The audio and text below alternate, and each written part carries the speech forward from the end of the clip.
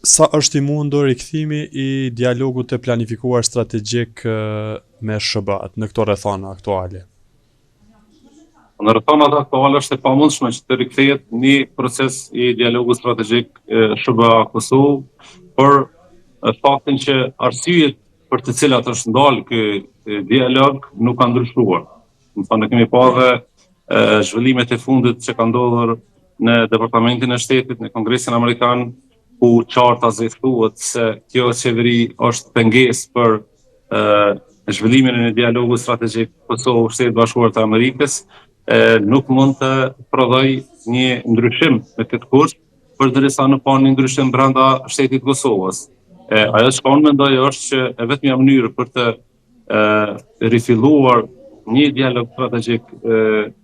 qeveria e Kosovës, Shtetet Bashkuara të Amerikës është nëse ndryshon kjo qeveri, që mund të ndodhë pas zgjedhjeve që do të mbahen me 28 dhjetor. Domethënë, nëse prodhohet një qeveri stabile, një qeveri e cila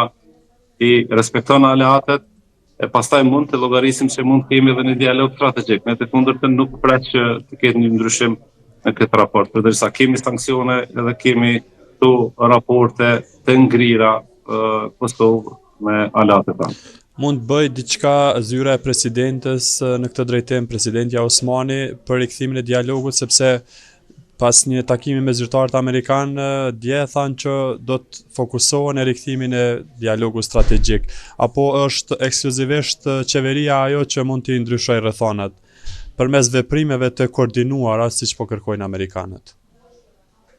Po kemi pa që është ekzekutiva që merr veprime, dhe janë veprimet e qeverisë Kosovës të cilat kanë çuar në pezullimin e këtij dialogu, e që nën kupton që presidentja e vendit ka qenë në këtë pozitë kur është pezulluar ky dialog.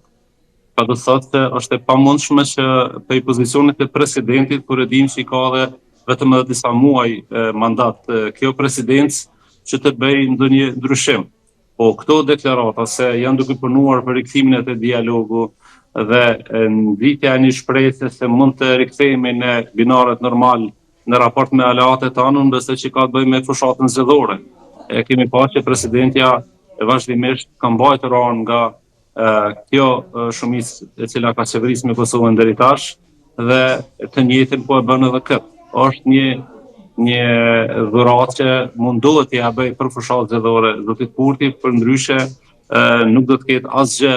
edhe asnjë ndryshim në raport të Kosovë-Shtetet Bashkuara të Amerikës, me këtë përbërje qeveritare dhe me këtë qasje që ka pasur edhe presidentja duke u parë përshër më shumë presidente e qeverisë sesa presidente me rolin edhe që ka për gjithë qytetarët.